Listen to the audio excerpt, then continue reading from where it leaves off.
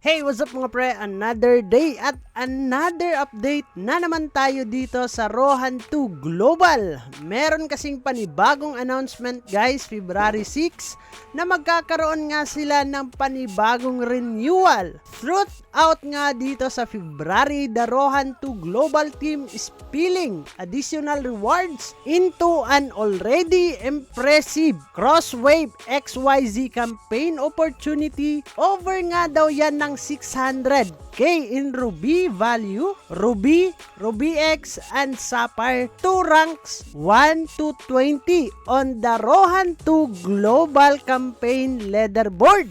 Grabe naman yan. So, napakadaming pa-reward nila guys at hindi pa nga yan natatapos kasi magkakaroon pa ng 50k, 50,000 in cross token to the final top 10 on February 28. So, baka ikaw ang isa sa mga mapipili dito guys, lalo na kung andito ka sa kanilang leaderboard. And then sabi nila dito, Wave 2.0 Renewal Celebration Leaderboard Boosting Event. Especially nga daw ngayong February rewards for the top 20 Wave streamers. Mid-event rewards, Ruby X, Ruby, and Sapphire guys. Final reward pool ay 50,000 cross token. Join now and compete to the top spot dito guys. Wave 2.0 leaderboard boosting event. So meron daw yung mid-event rewards based on ranking as of 220.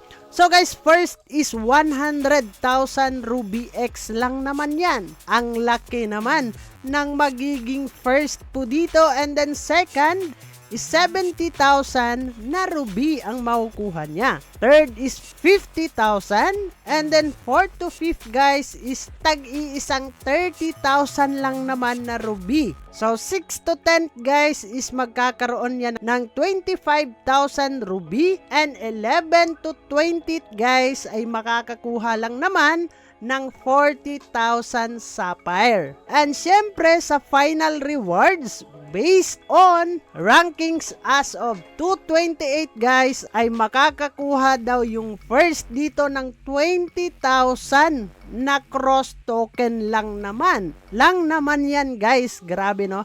And then 10,000 of cross token yung second dito sa kanilang final based on rankings po yan.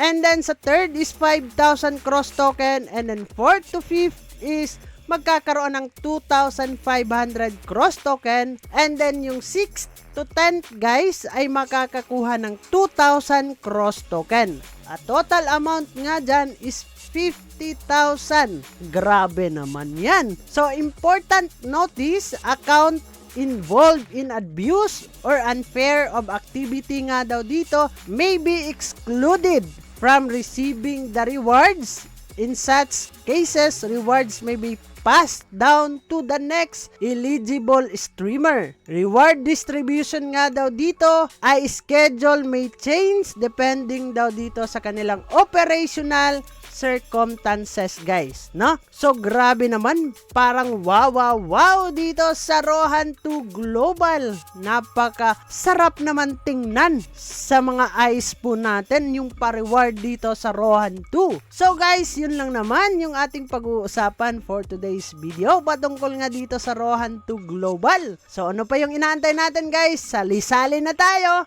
So, bago natin tatapusin ang video na to, kung bago ka lang dito sa ating YouTube channel, ay huwag kalimutang mag-click subscribe and click the notification bell para ma-update at ma-aware ka sa mga panibago nating i-upload na video. So, dyan naman na kayo guys. Ingat tayong lahat.